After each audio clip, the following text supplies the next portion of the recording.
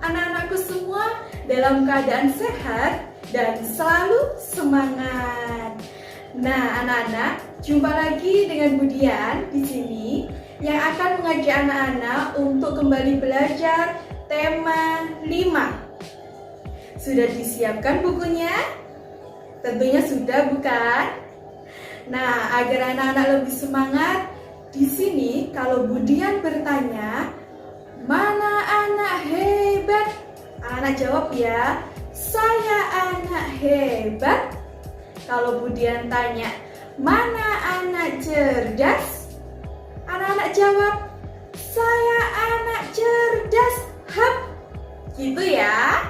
Coba kita coba bersama-sama. Mana anak hebat? Saya anak hebat. Mana anak cerdas? Saya anak cerdas. Hap. Nah, pintar semua. Semoga anak-anakku menjadi anak-anak yang cerdas dan hebat-hebat semua. Sudah siap ya belajar hari ini? Langsung saja disimak baik-baik videonya agar anak-anak bisa memahami apa yang Budian jelaskan hari ini. Nah, anak-anak, coba dilihat gambar ini. Siapa yang masih ingat? Itu gambar apa ya, anak-anak? Ya, betul sekali. Itu adalah gambar Garuda Pancasila yang merupakan lambang negara Indonesia. Nah, di Garuda Pancasila, dilihat ya anak-anak, di tengah-tengahnya itu ada 5 perisai atau 5 gambar lambang dari sila-sila Pancasila. Ada berapa anak-anak? Ya, ada 5.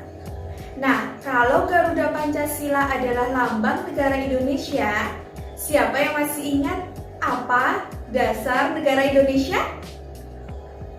Pintar sekali. Dasar negara Indonesia adalah Pancasila.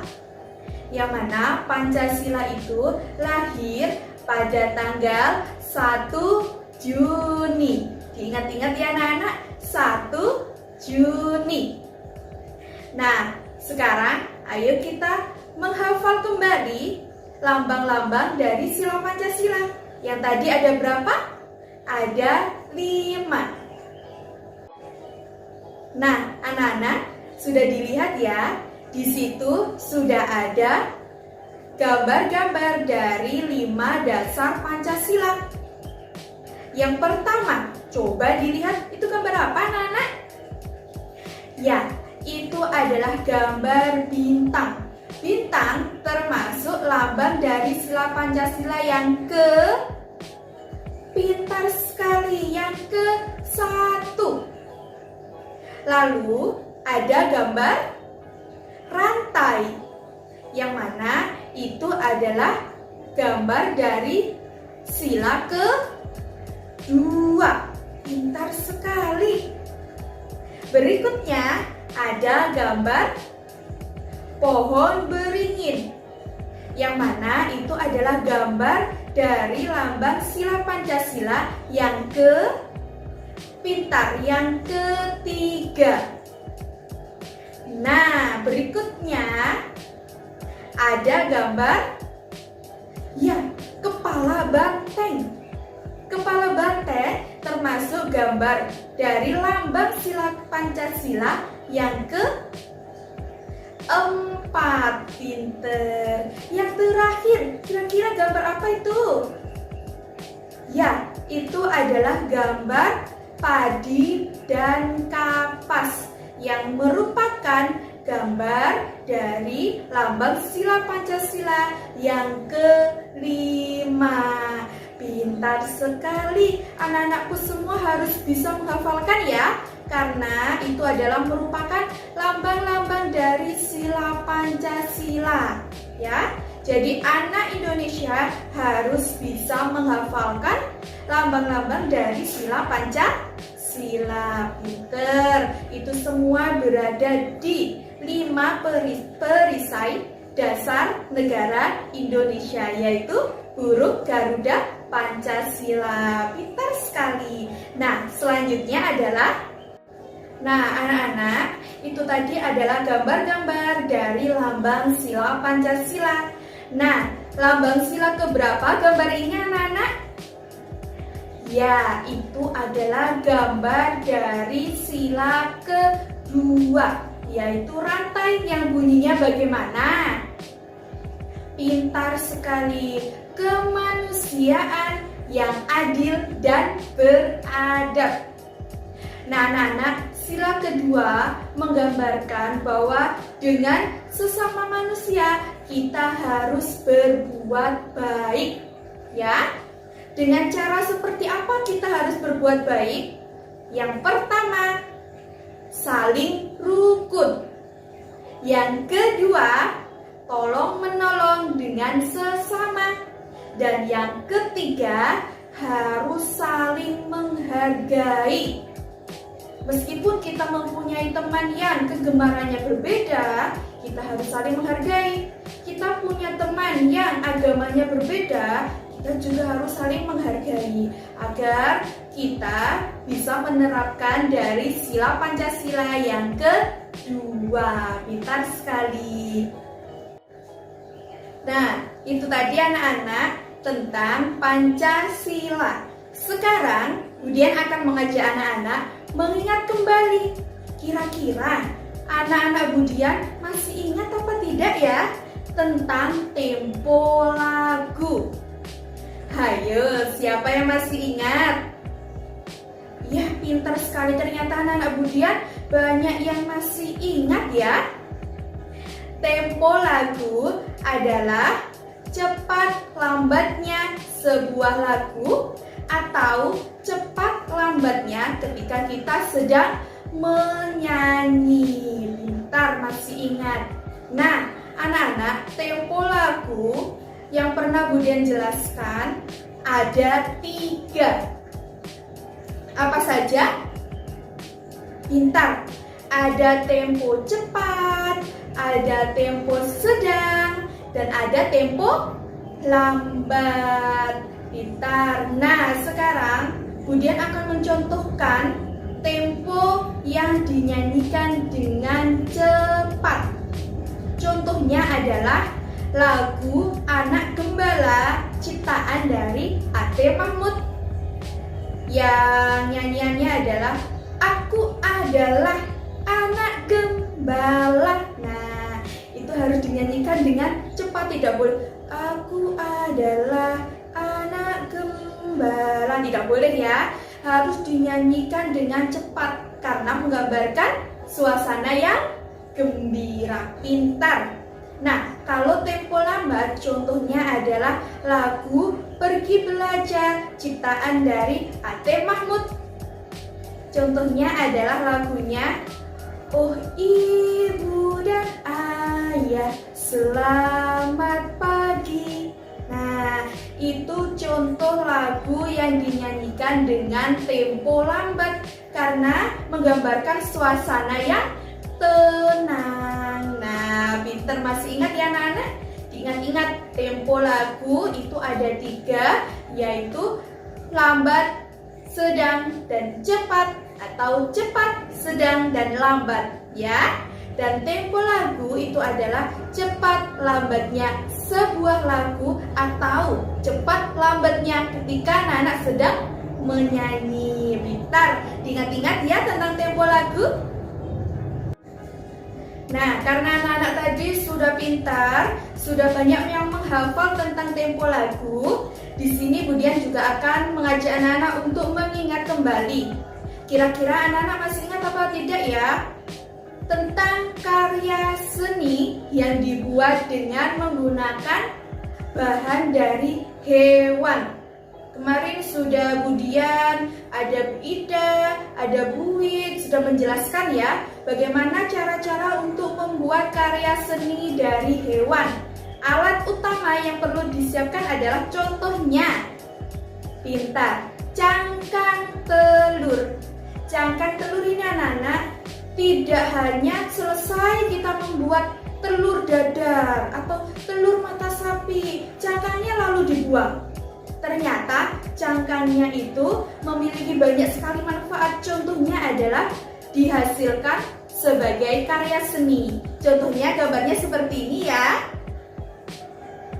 Nah, itu adalah contoh karya seni yang kita buat dengan menggunakan cangkang telur. Ada juga cangkang kerang. Cangkang kerang juga dapat kita gunakan sebagai karya seni. Misalnya, sehabis anak-anak makan kerang, tidak hanya cangkangnya langsung dibuang, tetapi juga dapat digunakan sebagai karya seni. Yang mana kalau anak-anak buat dan hasilnya bagus dan ada peminat yang ingin membeli, maka dengan karya seni yang anak-anak ciptakan bisa menghasilkan uang yang mana dapat membantu orang tua. Ya, jadi anak-anak harus pintar-pintar untuk memanfaatkan barang-barang yang tidak digunakan untuk dijadikan sebagai karya seni yang memiliki banyak sekali manfaatnya.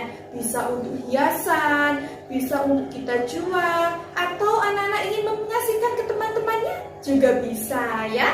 Contoh dari karya seni yang dibuat melalui cangkang kerang, contohnya adalah seperti ini. Nah, itu tadi anak-anak cara membuat atau menghasilkan sebuah karya seni melalui hewan. Ada juga yang melalui bahan buatan. Contohnya adalah buat plastisin. Coba dilihat ya anak-anak. Ini adalah contoh karya seni dari plastisin. Yang mana plastisin itu bisa kita buat melalui tepung pintar. Sudah pernah dijelaskan ya. Dengan tepung kita bisa menghasilkan plastisin sendiri, yang mana nanti diberi warna agar warna-warnanya cantik ya. Dan juga ada sebuah karya yang bisa kita buat melalui koran bekas. Contohnya adalah seperti ini. Nah, koran bekas ini bisa anak-anak gunakan dengan cara dibuat menjadi bubur kertas, lalu dicetak menjadi sebuah karya. Yang mana bubur tadi dicampur dengan apa? Ayo yang masih ingat?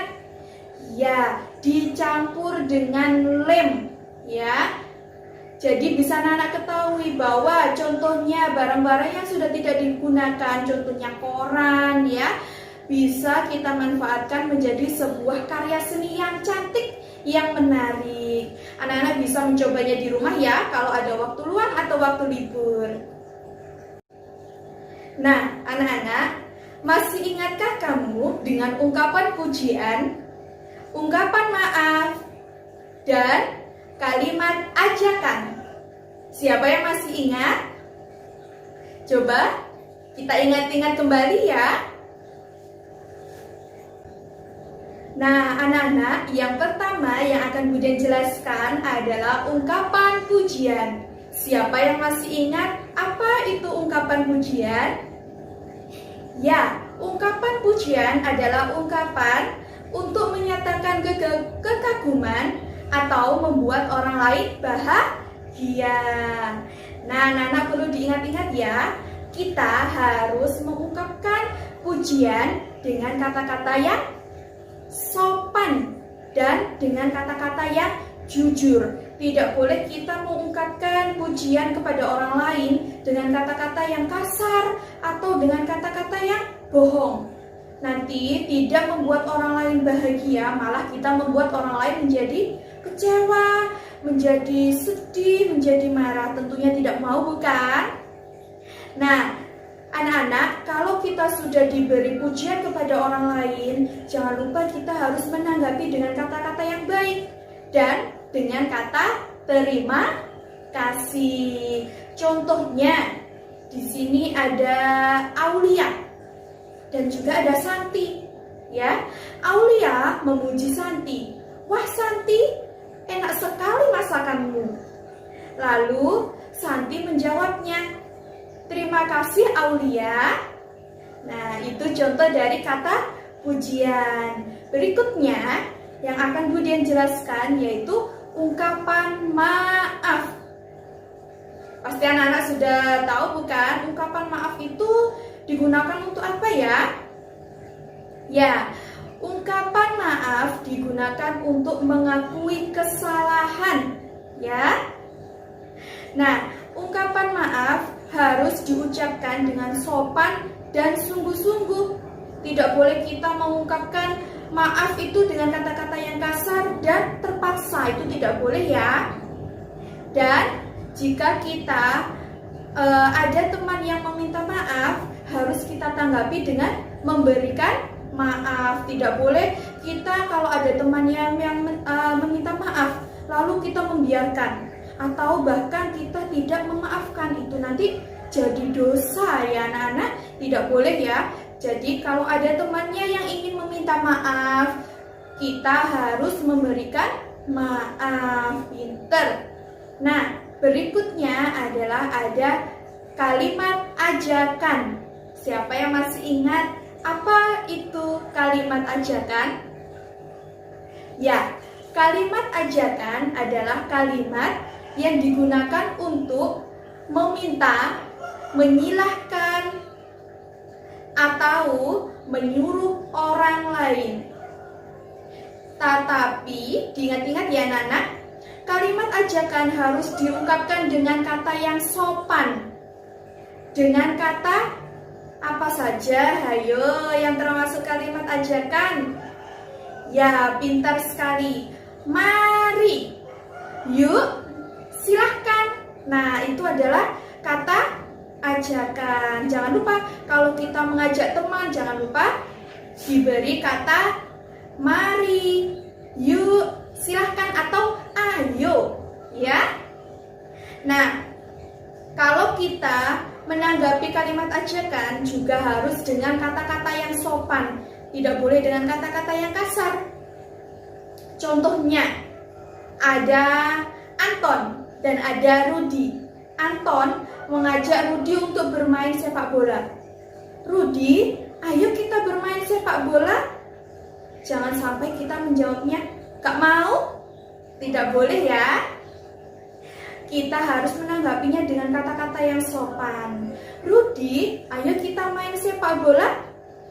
Rudi karena tidak bisa harus menjawabnya, maaf Anton, saya tidak bisa karena saya akan pergi ke Surabaya. Nah, itu adalah contoh tanggapan yang sopan. Sudah ingat kembali anak-anak tentang ungkapan pujian, ungkapan maaf, dan kata kalimat ajakan? Pinter, diingat-ingat ya. Nah, sekarang anak-anak, ayo kita berhitung bersama-sama ya tentang penjumlahan bersusun. Nah, coba anak-anak dilihat di sini Budian punya 2 gambar apel. Ya, di kotak kanan dan di kotak kiri sudah Budian berikan gambar-gambar banyak sekali apel. Nah, coba dilihat anak-anak, di sebelah kanan itu ada berapa apel? Coba kita hitung bersama-sama.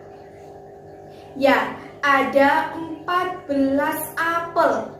Dan di sebelah kiri ada berapa apel? Pinter, ada 25 apel. Nah, sekarang anak-anak, 25 ditambah 14 ada berapa semuanya? Coba kita hitung yang pertama dengan cara susun panjang. Disimak baik-baik ya anak-anak. Dengan cara penjumlahan susun panjang. Caranya adalah dilihat di situ ya anak-anak. Ada 25. Nah, 2 termasuk puluhan ditambahi 0 ya belakangnya. 20 puluhan ditambah 5 satuan. Ingat, yang depan adalah puluhan, yang belakang adalah satuan. Jika yang depan puluhan ditambahi 0, maka jadinya adalah 20 ditambah 5. 20 puluhan ditambah 5 satuan. Berikutnya ada 14. 14, 1 adalah puluhan, maka ditulis 10 puluhan. Ditambah 4 satuan.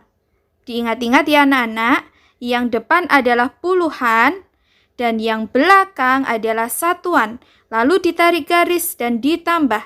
Kita hitung ya, dihitung dari yang satuan terlebih dahulu. Ada 5 satuan ditambah 4 satuan. 5 ditambah 4 jawabannya adalah 9. Lalu yang puluhan ditambahkan dari yang paling belakang. 0 ditambah 0 hasilnya adalah 0.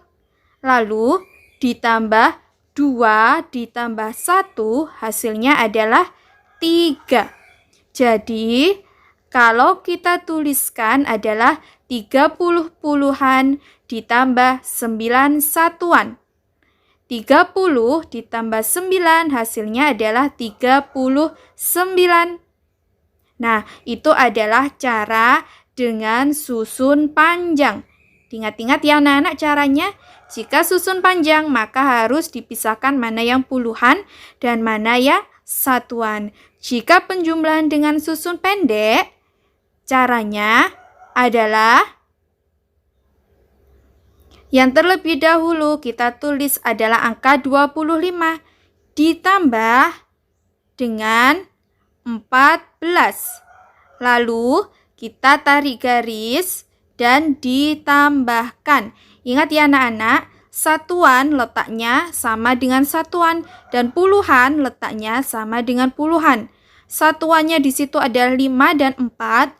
Puluhannya di situ adalah 2 dan 1. Jangan sampai tertukar ya anak-anak. Ingat, yang depan adalah puluhan dan yang belakang adalah satuan. Sudah bisa ya anak-anak meletakkan cara penjumlahan susun pendek? Tentunya sudah bukan? Lalu ditarik garis dan ditambah. Kita tambahkan terlebih dahulu yang satuan. 5 ditambah 4. Hasilnya adalah, coba anak-anak hitung dulu. 5 ditambah 4. Hasilnya adalah 9. Kita tulis 9. Dan 2 ditambah 1 hasilnya adalah 3. Jadi hasilnya 25 ditambah 14 hasilnya adalah 39. Mudah bukan?